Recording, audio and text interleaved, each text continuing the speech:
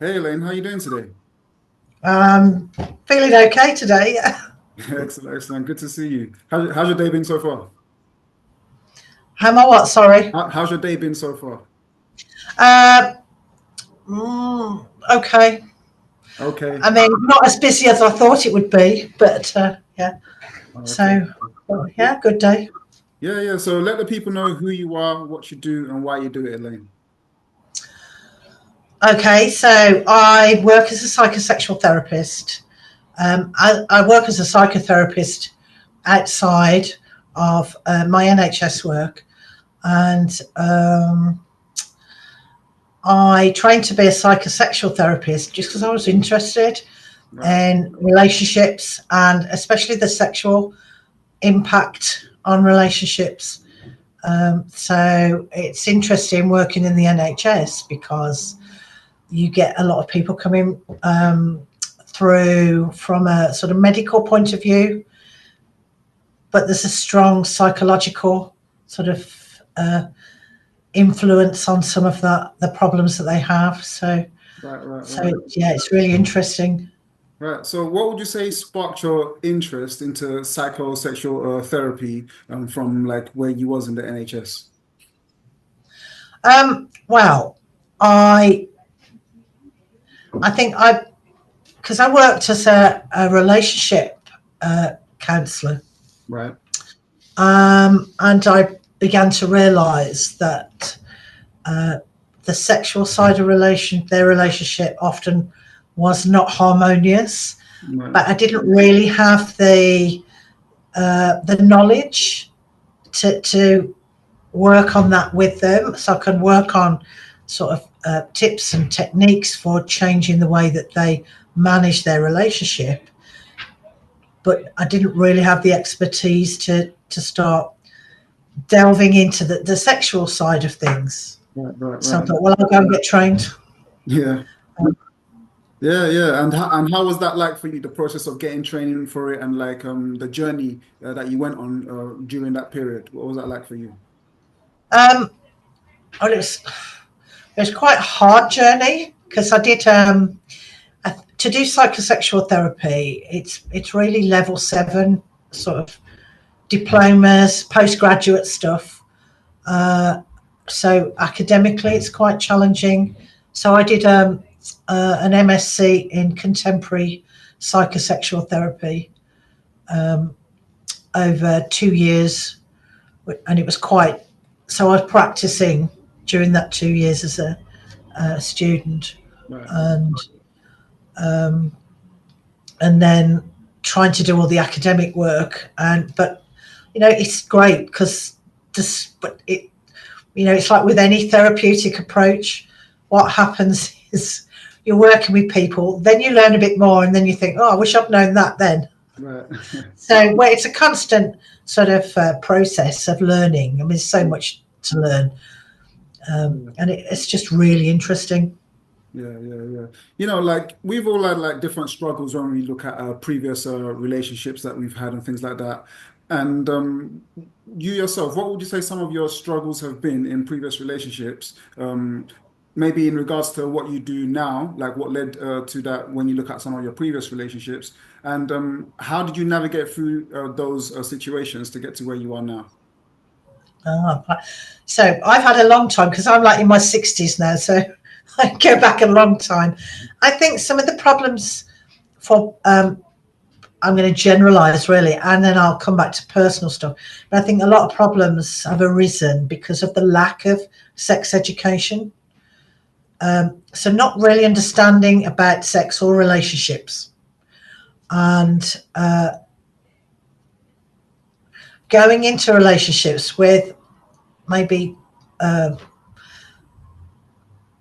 false expectations or unrealistic expectations. Right, I know when I was in my teens, and I've talked to sort of my peers about this even recently. Expectation was that you would leave school, find a partner, get married, buy a house, have children. That your sort of life was all mapped out for you. right, And so I did actually go down that route. And in hindsight, it was probably a bad thing for me to do. But I didn't have a lot of confidence at that time. And I think it was very influenced by my upbringing, and just the time, the sort of, when I was going through that, it was like the 70s, early 80s, when I got married for the first time in 1978, and I was only 20. Again, in hindsight, like what was I thinking? At that, far too young, really. So I didn't even know who I was. But I think I got a sense of identity from being married, from being in a partnership. But I didn't really know myself well, and so over the years, and I've been married twice.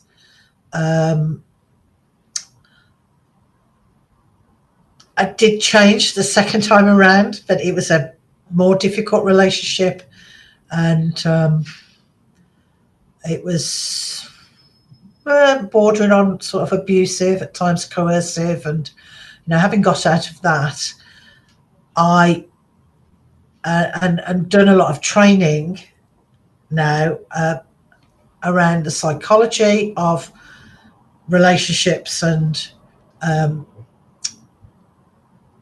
just as individuals. I know myself a lot better.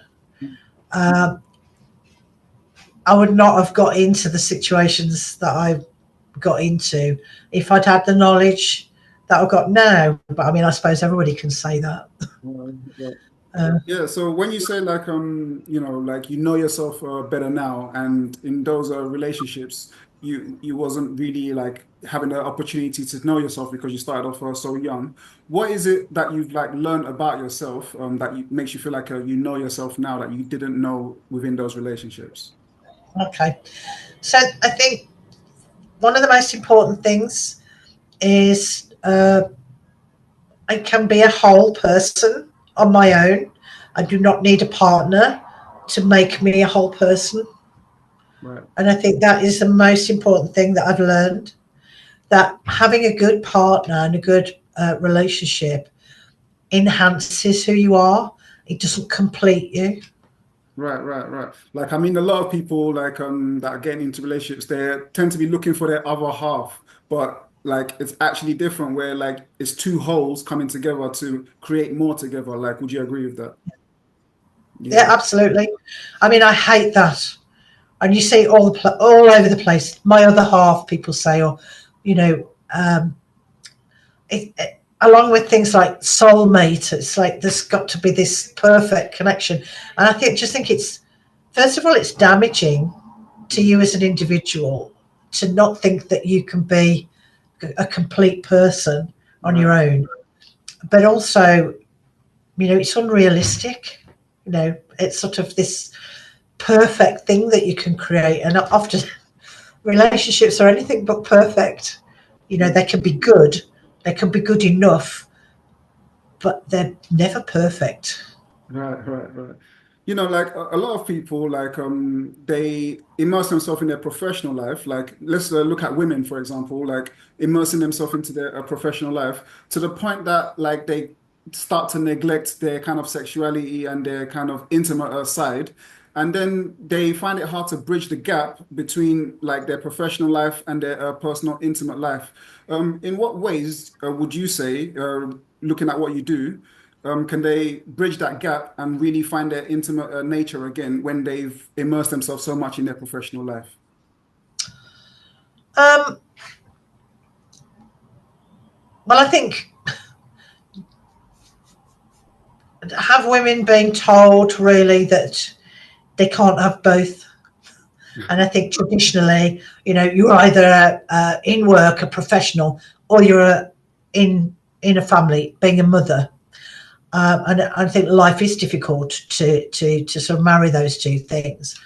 And for some women, their career is really, really important, and they do follow that. And a lot, I think, I'm thinking about my own friendship group. people have chosen to go down one path rather than the other, because actually navigating both is very, very difficult. One thing that I think is really important is knowing yourself as a woman, just physically as well as emotionally, mentally, knowing who you are. Because I found in my work that a lot of women do not know themselves, from a sexual point of view. As a psychosexual therapist, some women don't. They enter into relationships not knowing what they want, what attracts them, what doesn't. They don't feel like they've got a voice. Whereas professionally, they might be very confident. In a relationship setting, they might not, because I think we've got different parts to us, and those parts can operate in very different ways. Right, like I'd say like it takes effort as well. Like people put effort into their professional life, but it doesn't mean that their personal life doesn't need effort as well. So anything that gets neglected won't be developed. Like, what's your opinion on that? Well, I've got when I work with couples, I talk about routine maintenance.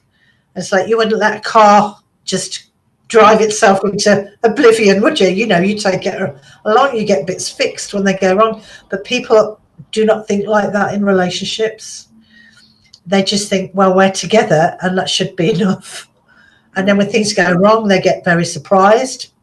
But I try and encourage couples, if you're in a relationship, doesn't matter whether you're heterosexual, homosexual, or whatever. If you're in that relationship, you should be talking to each other regularly about what you're doing, whether it was working, what would be better, having that conversation. But too many people they don't communicate well, and they're sort of frightened to have that conversation. And I think being able to communicate well gives you authenticity. And in too many relationships, one or other or both sometimes are frightened of being authentic. They're trying to be what they think the other person wants instead of being themselves. And I think ultimately that isn't a great strategy for a long-term relationship. Yeah. Now, looking a little deeper into like the traditional like type of relationships, like traditionally, like people there has been gender roles in relationships where like one person kind of leads the relationship and the other person chooses to follow the relationship. Now, what would you say your view is on like gender roles? Like, for example, you as a woman, how do you feel about having a man that can set a path that you choose to follow, as opposed to you independently following your own path, independent of your relationship? Like, what is your view on that in regards to gender roles in relationships? I think if you think about two individuals coming together into a relationship, I tend to say that there are fundamental building blocks in a relationship, one of which is equality and an equal investment, and the other one is mutual respect. And I don't think it matters if you choose to follow a partner, as long as a strong rationale for why you would do that, and as long as, if it was the other way around, it would work just as well. Right. Because I think that modern partnerships need to be equal. And I think if you look at a so-called traditional model that's more patriarchal, then in heterosexual relationships, the man would have maybe expected his partner to do what he wanted, to follow him in his path, and to maybe enhance his career to the detriment of hers. But I mean that is a generalization, but I think Right, that's like happened. Yeah, yeah, like like with in those type of situations, it's the understanding of two people being able to support each other. Like, for example, like if a woman chooses to follow a man, if it's her choice, then that's her choice. And if like a man chose to follow a woman as his choice, then that would work out for him if that was his choice. But at the end of the Yeah, day, being able to support each other's growth is what would make a relationship sustainable in the long run. Like, yeah. but when I talk more about like the traditional way, do you think like psychologically, a man is in his nature to want to take the lead, and a woman is in her nature to choose to follow, or do you feel like that's not the case? Um, I don't think that's the case. I think that's the way we're socialized. I think in terms of gender roles, and I think that's something that's embedded quite strongly when you're young. That men do this and women do this. It's probably, I'd say, less like that nowadays, but not much. I think there are still very strong gender roles that are embedded into children. Excuse me. Um, so there's almost pressure put on people to conform to those roles in a way. And I mean, certainly in some cultures, that's very that traditional sort of role is very strong. But I'm not sure whether we would, with no outside sort of influence, whether we would grow up like that. So my view is that it's very much social conditioning. So different cultures like focus more on different aspects, and that becomes a part of like those people and how they go forward in their life and things like that. Yeah. And I mean, you tend to look at what was modelled to you when you were young.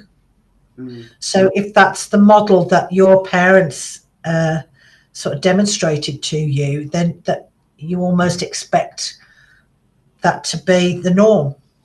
Um, Yeah. so that, I suppose that's why socially things take a long time to change, because we're always influenced by the previous generation to a certain extent. Yeah. Looking a bit further into like human nature now, like we go out all the time and we see like different people that we're attracted to, different people attract us. So like, what is your viewpoint on monogamy versus non-monogamy in the context of human nature and the fact that we're attracted to different people all the time? Well, again, I think it's very much. I think human nature is non-monogamous. I think left to our own devices without the social programming. I think um, when I was training, I looked at something called the romantic discourse, which is very prevalent in Western society. So it's which you marry for love and you get into some romantic situations, and it's very much about partnering up and creating that home and having those children together. But if you do some research into it, that's something that's a fairly modern idea. We tend to think it's always been like that, but it hasn't really.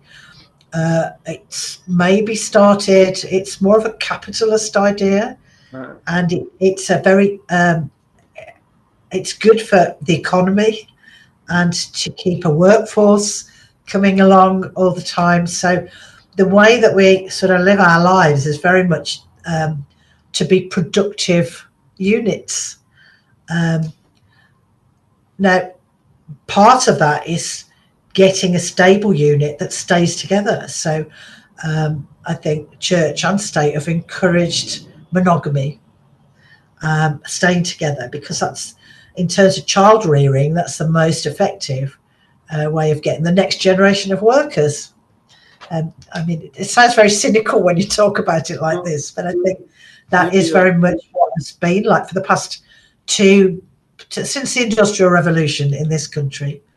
Yeah, Um, there's definitely a reason why it was popularized. I mean, monogamy, why it was popularized. But it doesn't mean that that was like the original state of like a human being. So yeah, yeah, I agree with what you're saying there. So looking at people like in a relationship, maybe they're in a monogamous relationship, but one partner would like to maybe open up the relationship, would like to introduce non-monogamy, but they're worried about like how their partner's going to react. So they don't know how to talk about this to their partner. In what ways can they bring up non-monogamy and open up the relationship to their partner without causing too much conflict? but I think it depends on the couple, and it depends on their, I suppose, their upbringing, and the ideas and the feelings they've got around that. Because a lot of relationships are based on a feeling of ownership, if that makes sense, Yeah, and you can't, and not wanting to share, and having exclusive rights to that person, where and that tends to be based around sexual rights. So opening a relationship up and means giving away some of your sexual rights, the exclusivity, and that's very difficult for some people to think about. I personally think that there's a difference between um, sex and love and emotion, and although they can be, you can feel very emotionally close to somebody, but it doesn't necessarily mean that you're going to be sexual. And you can be sexual with somebody without being too emotionally involved. It can just be sex. And I think you need to examine those sort of ideas. Um, how closely are you sort of connected to your partner in emotional terms? Would they feel safe about that relationship and maintaining that relationship if it was opened up and your partner was to go away and be sexual with somebody else? And I think it's often very difficult.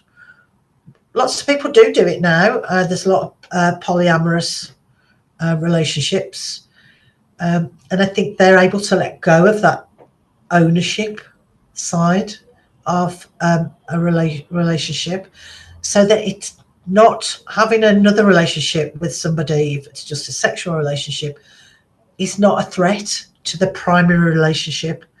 And I think most polyamorous relationships are set up with a primary um, attachment, and um, and but they have to negotiate, and there has to be rules. Even non monogamy isn't sort of a free for all.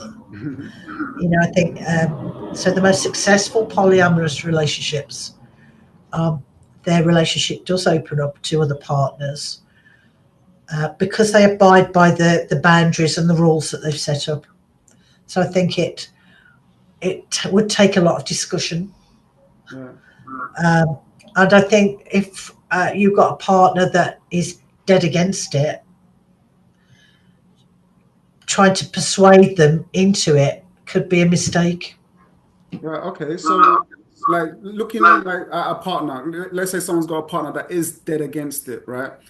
Would it be a good idea for the person that would like to try it out and open up to stay within that relationship for the sake of their partner and to the detriment of their own desire because of the affection they have towards their partner? Or is it time for them to move on? Well, I mean, this is an interesting question, because when I talk to people about relationships, part of the sort of old idea about lifelong relationships, you get married, you stay together forever, you know, um, that's very much a sort of religious connotation, I suppose, that lifelong um, you get married and you stay together and until death do us part sort of thing. But in reality, that isn't really the case, and relationships are often finite. They've got a length and then for whatever reason, the relationship ends because people want to go in a different direction, as in one partner may want more than one partner and the other one doesn't. And I think that may just sort of naturally bring that partnership to a close. I think where we go wrong is we often don't. We do think about relationships as they're going to last forever. When you go into a relationship, oh, this is the one person, I'm going to be with them forever. But the reality is that, it's as good as it is for as long as it is. Right. And actually being able to let go of it would be, excuse me, when you've developed and you're developing in a different direction, end the relationship and move on. Yeah, I think you made a good point when you said like it's as good as it is for as long as it is, because when people get into a new relationship, there could be like a lot of butterflies, a lot of attraction. They're very excited about this new relationship, and they want to immerse themselves into this new relationship to the point that they start to lose their sense of self, right? So, how would you say people can immerse themselves in a new relationship without necessarily losing their sense of self in the process? Um,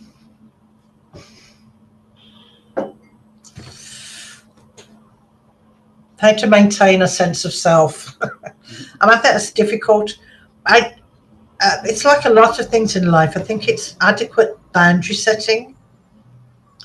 I think you need to know what you need. And I mean, that's another question. Do people understand what their emotional needs are? Right. Do they know who meets those emotional needs? It might be your partner, but it might be lots of other people as well. Get that sorted out right at the beginning. Are you my new partner? Are you going to meet my emotional needs? If I communicate with you about what they are, you might be able to. If I don't, and I just expect you to know and somehow be a mind reader, then the chances are that things won't be as good. And then I think maintaining that self is having boundaries and not trying to change yourself to fit in with the new partner and what they may want, and have that discussion early on about what your expectations of a relationship are, what your ideas are, especially between men and women. If you're an ardent feminist, you don't want to end up with somebody who thinks a woman's place is behind the kitchen sink. That's an extreme example, and it's unlikely that would have any mileage. But there are things that